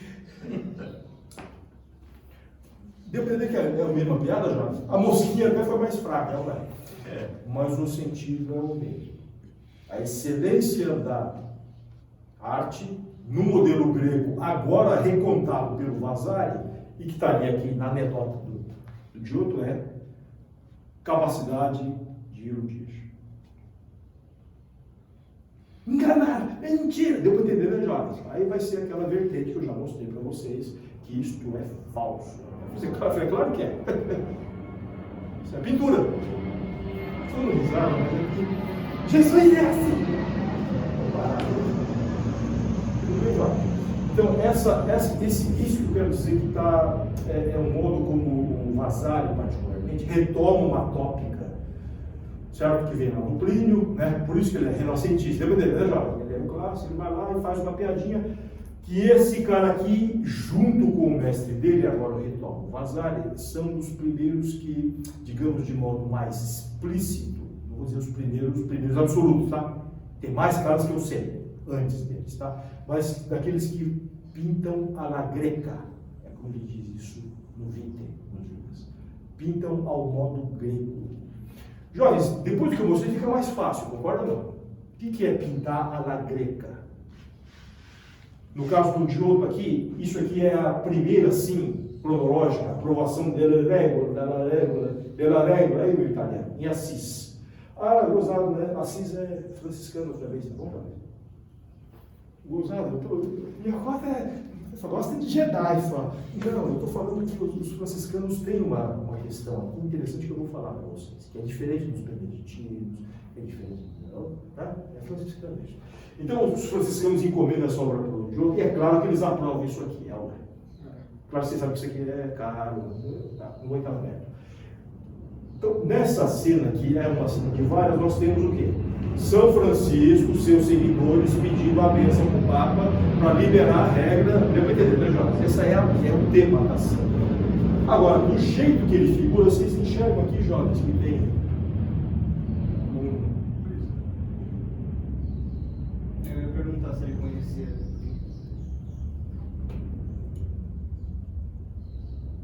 tem uma profundidade aqui, eu não tenho. Certo? Tá? Tem claro e escuro aqui, eu não tenho.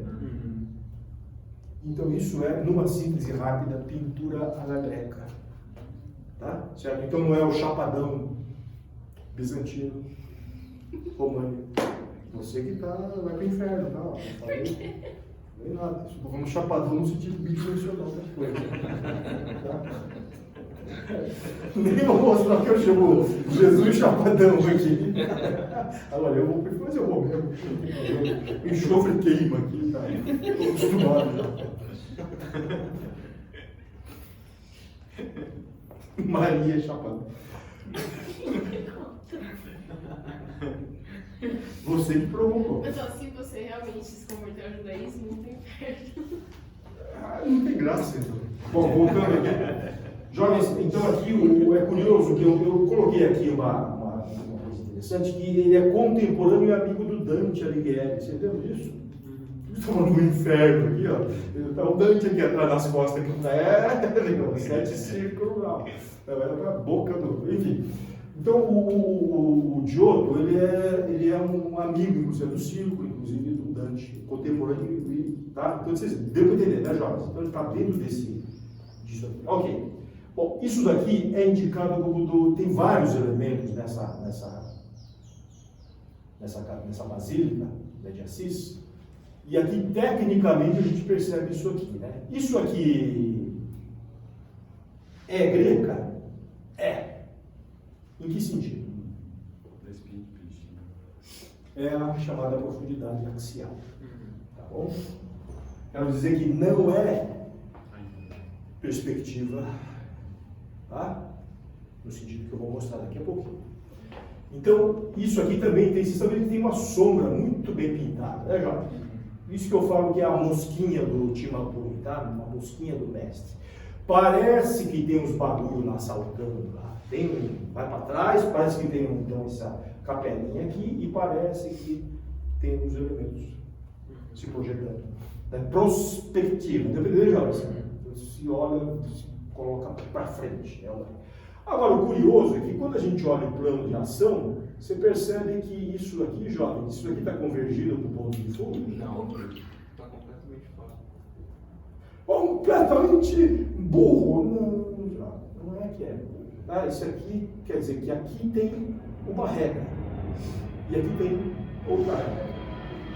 Essa regra aqui, quem desenha conhece, é aquela coisa que a gente faz a 30, 45, 60 graus.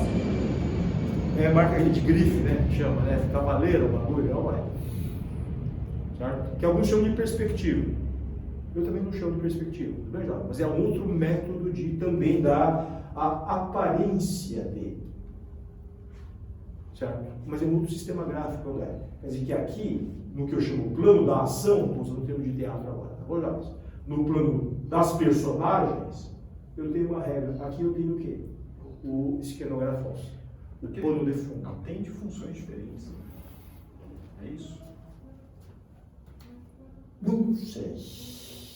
Só sei que é diferente. Certo? Eu vou te responder isso no próximo. Não, é um saco explodir. Eu acho engraçado que essa profundidade axial aí parece que você está sempre vendo do meio da sala. É como se o observador fosse aonde está batendo a luz do projetor pra gente, assim. Você não vê do chão, né? Interessante. Você está sempre do meio aqui, assim. Você vê para cima e para baixo de você.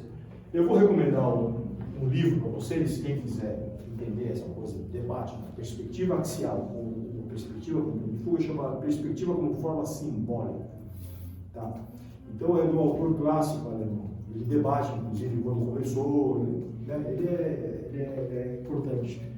E o nome dele é Panofsky, Erwin Panofsky, tá? É um livro da década de 50, mas ele é o último até hoje, tá? Ok? Muito bem. E ele discute isso para o tá? É que eu não quero ficar outro ciclo agora indo mais fundo na coisa, tá bom? Não vou prometer nada, não ver somente ninguém, não é? De que é esse pessoal? 1297, final do século XIII. Já tinha começado as invasões, então, dentro dos europeus nas regiões árabes. Sim. Eu estou botando isso aqui a colinha porque agora vocês vão ver que é importante mostrar isso aqui, tá? Isso daqui é depois do bacon e dos ovos, certo? A doutrina do bacon já passou pelos chamados, eu vou falar, tá? Já chamou abaquistas, tá? Eram assim, digamos, escolas de tecnologia que traduziam aquelas coisas todas em fórmulas. Tudo bem, jovens? Inclusive o Fibonacci era um desses. Fibonacci era um cara que pegava as coisas lá da universidade e traduzia em fórmulas. Tá certo? Tá? Muito importante Fibonacci para a divulgação. Tá? E isso passava para quem? Comerciante, deu para entender?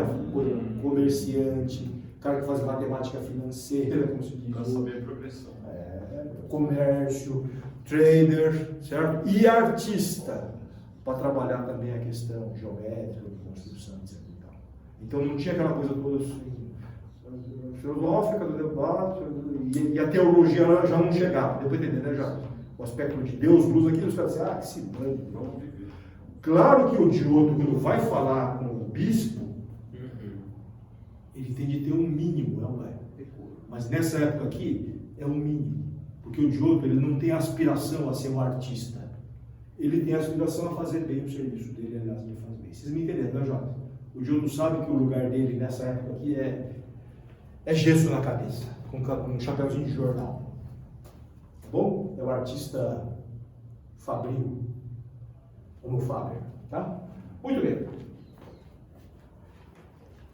Nesse autor aqui, posterior ao 1308, Túcio, o Odisseia, o Platão de bem, tem aqui um verso de uma Madonna em Majestade, certo? Esse aqui é o verso, tá bom, Jonas? Fica na Catedral de Siena, isso aqui, é uma obra muito grande, depois eu mostro na frente. Mas aqui vocês estão vendo que é uma história em quadrinhos. Isso aqui eu sempre mostrei nos meus cursos de história, eu sou fã dessa obra aqui, tá? Certo? Então, é a história de Cristo, ó, é o Evangelho, começa aqui com o burrinho, no domingo de Ramos, aí vai fazendo isso aqui, ó, vai lendo assim, ó. Certo? De baixo para cima. Daqui, certo? Para cá, aqui, é um zigue-zague assim. Você vai lendo desse jeito, e de baixo para cima. Porque começa aqui no domingo de Ramos e aqui termina na ressurreição. E aqui no meio está a cena crucial, a crucificação. Então aqui tem lava-pés e aqui tem Santa Ceia. Tudo bem, Jorge? Não vou analisar tudo isso, vou pegar só esse aqui. Qual o tamanho dessa obra inteira? Fica assim. Vê na Wikipedia lá, meu xarope. Eu estou me esforçando para botar assim. Olha sobre telha sobre madeira, 450 km. Eu estou evitando isso para não pegar esse e perguntar justo isso. Vai lá procurar lá na internet, beleza? Você está com o celular para isso. Olha, estamos já. O bagulho é grande. O Sakamoto está perguntando se isso aí que você está pendurado nas costas é um Microfone? microfone. Quer? Então tá bom. É microfone. Não funciona direito, tá? Vai Ele sim. já disse. Pois é. Eu tentei. Essa obra do Túcio, tá? Que está na Catedral de Siena, até hoje, acho que eu tenho uma foto do contexto. Não, dessa aqui eu não tenho. Eu gosto de colocar a obra no contexto, vocês verem para frente, só para vocês perceberem mais ou menos o tamanho, tá? Mas aqui, esse aqui eu não pus. Bom, então nós temos isso aqui, porque o que me interessa é mostrar isso daqui. Vejam, vocês estão vendo que o que aparece lá no Giotto também aparece aqui no Túcio. Ao nosso olhar, isso parece um defeito, isso parece uma incongruência, concorda ou não, Jonas? E por quê? Porque eu tenho aqui um cenário que também é axial, ok? Beleza? E aqui eu tenho uma cena, spoiler, idiota. Eu tenho aqui a cena propriamente evidente, que não preciso explicar o que é isso aqui, não é? Tá? Que é a Santa Ceia, não é? E aquela cena, aquele momento assim, um de vós há de me trair, e o Tiagão está sempre dormindo nessa cena, não sei, certo? Mas enfim, deixando isso de lado, o que tem de incongruente nessa cena? É que nem o que eu mostrei no anterior do Giotto. Tá? Essa parte aqui está num sistema de representação. E isso aqui num outro sistema. Por isso que eu estou insistindo que é teatral. Eu tenho aqui os atores e o fundo. Isso é independente. Tá? E eu sei que você está pensando, professor Gilson, mas agora eu posso tentar explicar por que é assim. Certo? Por que será que ele teve de fazer algo? Vocês estão vendo que é tudo paralelo aqui, ó. Isso aqui é uma cavaleira, concorda ou não? Eu brinco nas minhas aulas sonoras tradicionais, eu falo assim que parece que isso aqui é uma prancheta, não é? É uma prancheta daquelas antigas assim, e vai rolar todo esse porquinho aqui, vai rolar aqui em cima desses caras aqui de baixo, não é? Então estão os caras de pé lá em cima, os caras sentados aqui, e vai rolar todo esse pão em cima dos caras aqui. Eu chamo Jesus virando a mesa. Não é nada disso. Quer dizer, isso parece para nós que está acontecendo uma coisa assim, e parece que está tendo uma incongruência. Não está porque está tendo uma independência entre os dois planos. Agora a pergunta é, por que está tendo uma independência? Por causa da narrativa. Porque aqui você está vendo que ele situa, está vendo? Ó, todos eles têm um cenário, está vendo? Então é como se cada um fosse um teatrinho próprio. Então cada um tem uma escenografia própria. Só que depois, cada cena, eu posso chamar isso, não é? Cada cena dessas, ó, tem uma ação própria. Então eu quero dizer que a ação não depende do fundo. Se ele precisar, ele muda o ponto de vista da ação. E o que é mais importante aqui? É o cenário? Não, é a ação. Tá? Então vejam, para nós isso parece estranho. E eu sei que tem isso muito em figuração dita medieval. Você tem vários pontos de vista no mesmo. Já? Outro fala, isso é meio cubista, né? Falo, não, isso não é cubista, é um cubismo que, na verdade, desmonta a máquina, etc. Essa é a graça da arte, né? É, Você representa o que você quer, não está sendo isso. sabendo o que é mais importante. Vocês vão ver que eu vou comparar isso aqui com uma coisa óbvia daqui a pouco. Tá bom?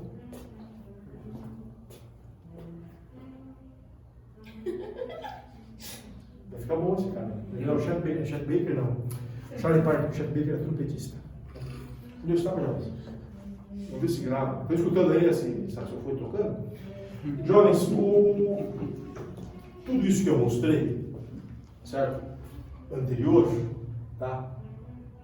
Esses primeiros experimentos, que eu não vou chamar de perspectiva, eles são, digamos, impactados por algo que aparece em 1415. Agora eu entro na história tradicional, vocês entenderam, jovens? Tá? Que todo livro de história da arte conta, e que, na verdade, qualquer manual mais idiota começa aqui. A história da perspectiva não tem nada disso anterior, ou às vezes fala que o outro lá está errado. Deu para entender, né, jovens? Está errado.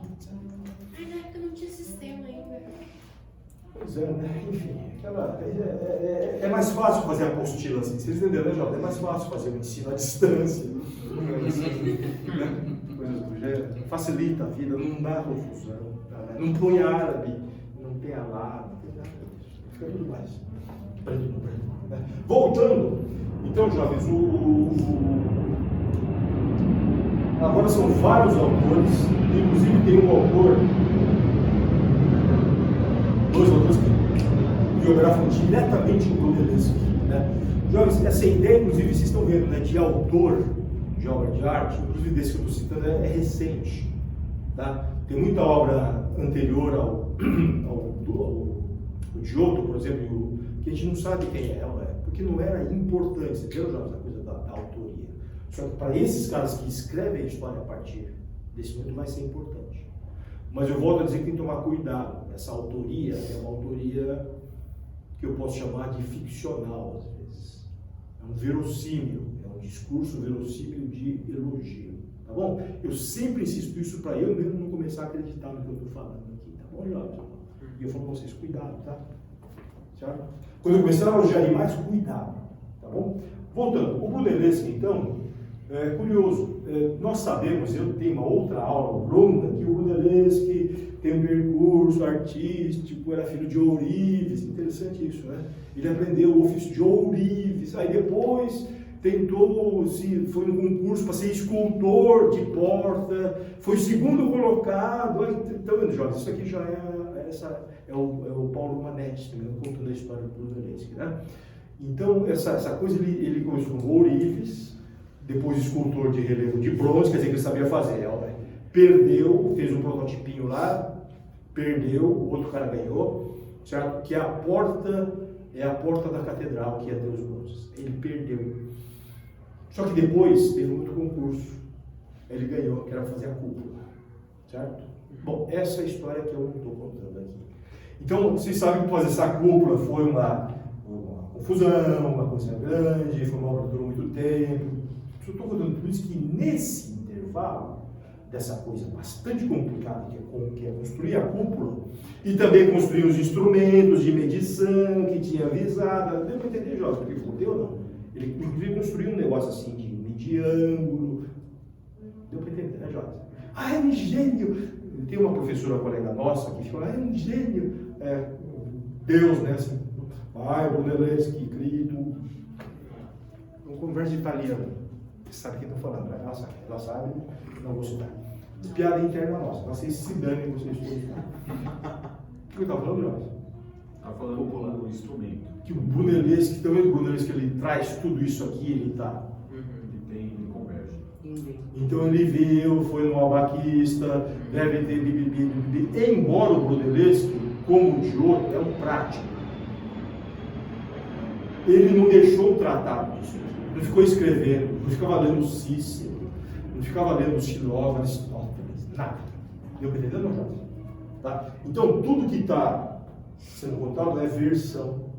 Por isso que eu estou falando do verossímil, tá bom? Eu insisto, tá? Quando for alguém que vai escrever de punho próprio, que vai ser o Alberto, eu vou falar, tá? Bom, então o Brunelleschi, no meio disso tudo, dessa história toda, dessa confusão, dessa mega obra, que é a cúpula da Santa Maria del Fiore, em Florença, um dia ele, é a história que está sendo contada, tá? Ele chama os nobres lá, deve ser os contratantes puxando o saco, né, Jorge? Chama os nobres assim, vem cá, fica aqui na porta da catedral. Agora, olha aqui o batistério. O batistério, para quem não sabe, é o prédio onde se faz o batismo, era separado da nave principal, hoje em dia é tudo junto, tá bom? Olha aqui o batistério. Não tinha essas listas brancas, vou deixar para lá, tá bom, Jorge? Tudo isso aqui é recente. Ele falou assim, olha lá, agora pega, põe isso aqui, aí põe a placa, tinha um furinho aqui, agora põe um espelho. Agora, o que acontecia? Nessa placa que ficava do lado de cá, que tinha um furinho, tinha um desenho, que era o desenho do batistério. Aí o cara tinha que pôr no espelho. Ao olhar no espelho, eu falava, agora tinha, dá pra ver a minha tiração de olhos. Aí ficou assim, ok, os nobres. Jovem, você está vendo que isso aqui é meio um joguinho ou não? É meio um videogame? É meio um VR? Piada. Óculos VR, assim, é que lembra, eu vejo agora os caras, assim, eu falo assim, o Brunelleschi do século XX. Interessante. E daqui a pouco vai ser tudo tosqueiro, concorda? Não? Isso aqui que eu estou falando que é uma brincadeira, na verdade era... Isso causou espécies, vocês entenderam ou não? Porque os nobres falam assim, como assim? Certo? Como você constrói isso aqui, eu vejo no espelho, e na hora que eu tiro o espelho é como se fosse, eu tiro o espelho jovens, porque não é fotografia, não é idêntico, nem pode ser idêntico.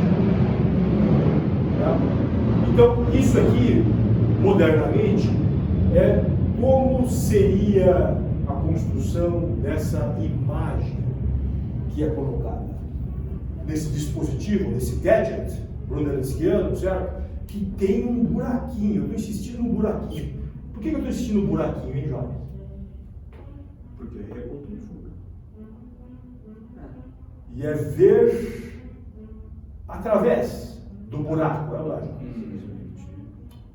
Então é um perspectare, literalmente traduzindo aquilo que estava escrito no Roger Bacon. Talvez o cara fale assim, perspectare, puta, então eu tô vendo um buraco, então isso meio burro. Tô brincando, tá, Brunelleschi? Então eu entender que ao levar o pé da letra, ele constrói um dispositivo funcional e, curioso, né, Jorge? Aqui está a teoria depois do que vai ser o sisteminha, certo? Que dizem foi inventado pelo Brunelleschi. Ele poderia ter ficado parado e copiado, poderia ou não poderia, Jorge? Só que eu sei, não botei aqui, ele fez uma outra, não, tem uma outra aqui, tem uma outra, ele chama veduta, uma outra vista, que ele fez a mesma coisa assim, ele fez duas, só para provar que isso aqui não era uma cópia, que era só uma habilidade de cópia. Ele falava, não é uma habilidade de cópia, isso aqui é uma construção. Mais que isso é um algoritmo. Algoritmo é termo, ele não faz a mínima ideia do que é isso. Hoje é um algoritmo, É a forma de fazer. mas isso que eu estou dizendo que é o ábaco, é a fórmula, é o teorema, todos esses nomes que a gente vem da matemática, não é? Certo? Então, isto é uma construção geométrica, matemática, que o próprio Brunelleschi não escreveu. Mas qual é a questão? Depois que essa história que os nobres ficaram assim, isso podia ter morrido, podia não podia, Charles. Aliás, aquelas tabuletinhas se perderam, ok? E o Brunelleschi fez isso para... Acho que na verdade, acho que ele devia estar ou querendo receber dos caras, ou estava querendo puxar o saco para alguma coisa. Não interessam os motivos. Vocês veem que isso pode ser uma diversão para o nobre ou não, jovens? É uma brincadeira, não é? É um jogo, concorda ou não, jovens? E isso aqui é iludere, concorda ou não, jovens? Eu estou sempre puxando a sardinha da ilusão, do iludere e do ludo. Entenderam? Jogo, é ou é? Tem um espanto, uma diversão, mas ao mesmo tempo tem um tremendo trabalho. Sim. É difícil iludir. Então a gente fica impressionado quando a gente se ilude. É a história da mosquinha. Certo? É a história da cortina. E quando você pensa em puta, como eu sou idiota. Perfeitamente. Esse era o objetivo. Certo? Jovens, quem formulou e codificou esse trabalho é um autor chamado Leon Battista Alberti, no Tratado de Pintura. Você tem uma perguntinha aqui, quer dizer que é do Sakamoto. Você consegue um professor com certo? Sakamoto pergunta. Pô, pergunta online, sacanagem. Não começou a EAD ainda não, falou, bicho? É o Sakamoto. Quer dizer que a perspectiva, enquanto expressão gráfica não é algo tão natural, demorou milênios para ser desenvolvido. Seria mais uma inovação tecnológica? Um precursor da inovação da arte pela tecnologia? Eita, esse cara tá querendo complicar a minha vida. Ô, Sakamoto, vou dizer o seguinte, natural... Repete a pergunta, porque as pessoas não ouviram a voz dele. Então, eu vou sair daqui da câmera e... Ouviram sim, porque está gravando aqui, né? Está gravando na própria câmera. Tá? Sakamoto, eu vou dizer o seguinte, não vai começar a perguntar mais coisas que está atrapalhando minha aula aqui, tá? A perspectiva não é natural, é artificial. É trabalho artístico, certo? Nesse sentido você perdeu a primeira palestra, né? Azar seu. Técnica, em grego, é arte, tecnologia, artifício, tudo junto, ao mesmo tempo. Não tem distinção. Tá? É nossa visão moderna, especializada que separa estética, arte, tecnologia e engenharia, vou chamar assim, coisas diversas. Não sei se eu estou te respondendo, meu caro penteiro, tá? Mas eu quero dizer que, não vou dizer que é milenar, tá certo? A perspectiva do Brunelleschi é a invenção desse período, é século XV, é inovador, não tem precedente. É diferente do que os gregos têm. É diferente do de outro. Agora, a ideia de ilusionismo, ela sim. Isso sim, ela é, digamos, contínua ao longo da história da arte. Tudo bem? As técnicas, no sentido próprio, que a gente está falando que o professor chamou de algoritmo, elas vão variar. As técnicas, estritamente. Agora, o impulso ilusionista, que eu chamo mimético, não. Tudo bem? Posso voltar da aula? Obrigado, hein? Sobe. Bom, o Leon Battista Alberti, obrigado, tá, Leon? Grava, tá depois? Vê se compra, vê se vem aqui e paga 50 conto aqui, xarope, porra. Fiquei nervoso agora. Ele deve estar dando risada. O Alberti, ele sabe, ele provou que ele sabe que eu reajo, tá bom? Por isso que é mais divertido, fica tudo gravado, né? O Leon Battista Alberti, vocês veem que ele vai escrever sobre o Brunelleschi, no Tratado da Pintura, em, tá vendo, 1415, mais ou menos, quando ele propõe isso aqui segundo os autores. O tratado dele foi redigido em 35, ou seja, uns 20 anos depois. Ele nem chegou a conhecer pessoalmente o Brunelleschi. Só foi editado em 50. Tá? Agora, o Alberti, ele não era propriamente um artista, no sentido do Brunelleschi ou no sentido do Giotto. O Alberti já está numa geração, no qual também está o Leonardo. O Alberti ele tem uma formação mais aristocrática. E ele, digamos assim, ele, aspas, desce a arte para enobrecer a arte. Enquanto o Leonardo vem de baixo e ele aspira a ser filósofo. Vocês entenderam, não? Então eles estão, na verdade, numa luta pela dignidade da arte, e por isso que ambos escrevem tratados. Certo? Inclusive o Alberto vai escrever em latim. Então você vê que o cara é. Tá? O Leonardo não vai conseguir fazer isso. Porque ele não chegou a estudar.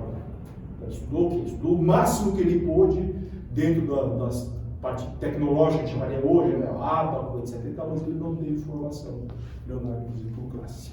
Mas ambos estão nesse sentido de dignificar a arte. Tá? Para além do, digamos, fatura, Faber, gesso na cara, chapeuzinho de jornal, vocês entenderam, não, jovens? Que o artista é mais que isso. Tá? E é nesse sentido, então, que ele faz um tratado de pintura como algo filosófico. E um dos fundamentos é o sistema, certo? Chamado perspectiva, que ele empresta do texto que vem da escolástica. Mas ele mesmo fala, eu botei de propósito aqui, para dizer que ele é culpado de certa coisa, tá? Dos italianos. Ele fala assim, ó, não nos interessa muito saber quais foram os inventores da arte ou os primeiros pintores, uma vez que não estamos contando histórias à maneira de Plínio, o velho que eu citei aqui, tá? História natural. Construamos, sim, uma nova arte da pintura sobre a qual, pelo que sei, em nossa época, nada se encontra escrito. Ele está certo. E qual que é essa nova arte? É perspectiva. Não, isso aqui já tem. Não tem. Essa aqui não.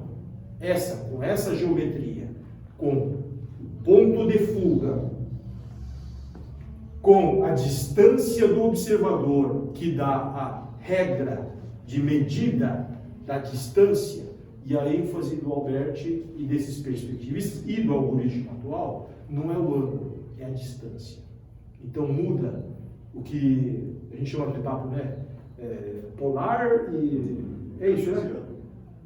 É o cartesiano, Descartes definido. Então isso aqui seria... Por isso que Descartes, isso aqui vai ser muito bom, não é? É a coordenada, né? É a distância que é determinante e não do ângulo visual. São duas visões de mundo, inclusive, que se complementaram.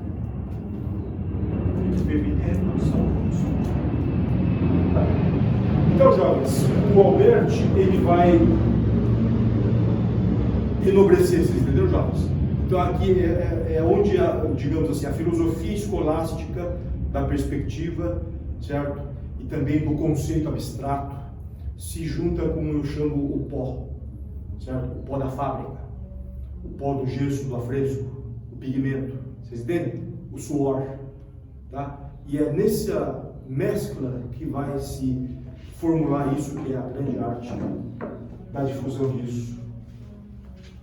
Tá bom? No século XIV, na verdade 15 e 16. Tá bom? Alguma pergunta? Que é very time. Uma pergunta? Parece que a convergência da perspectiva converge não é só pontos de luz, né? Converge um monte de mundos. Né? Converge um monte de coisa. Converge o mundo árabe com o mundo europeu, converge o mundo da técnica com o mundo da ciência e da filosofia. Né? Pois é. Eu vou dizer que, na verdade, naquela época não está separado. Tá? Agora, o que está separado é essa parte especulativa. Filosófica, o problema é a questão de classe. Exato. Né? O nobre, o Agostinho, o arcebispo, os caras ficam lá discutindo questões abstratas. Porque a questão da abstração filosófica, que é a razão, digamos, destituída do labor, isso que eu quero deixar claro. Sim, tem a coisa do labor, do trabalho e do suor. Isso não é nobre. Certo? O nobre, ele está preocupado, ainda que trabalhe intelectual, preocupado com questões etéreas. Né? Só que agora isso aqui converge. Nesse sentido tem esse sentido. Né? Só que, entenda, tá? Tem cara aqui que não vai beber. O cara lá em cima não vai achar isso bom. E cara aqui embaixo também não vai achar. Não vai entender, não vai chegar. Né? Mas o legado, talvez, do renascentismo seja encontrar esse ponto, né, de convergência. Né? Agora, do ponto de vista da arte, não tem separação entre arte e tecnologia. Nunca teve. Bom, se nunca teve, eu não sei. Um cara que pergunta aqui, perguntou uma coisa nesse sentido. Isso é uma questão tecnológica. É claro que é tecnológico. É intrínseco. Falou aqui, ó, perguntou apanha, falou, meu? Maestro, perguntou apanha ao vivo. Né? Então, sim, a distinção de arte técnica é século XVIII para cá. É a partir da especialização do trabalho. Né? Agora, que tem uma distinção entre especulação, teoria e poieses, prática produtiva, tem. Tá? Vocês sabem disso, né? Nobre não trabalha, concorda? Nobre não pode nem vender. Comércio também é nojo. Negócio, galera. Ócio é. Ócio é mente isso. Vamos fazer um intervalo, tomar um café, tá? E depois a gente volta para tentar acabar isso aqui. Bem? Obrigado. Mente vazia, oficina do diabo. É, oficina do diabo. Onde é que é intervalo aqui?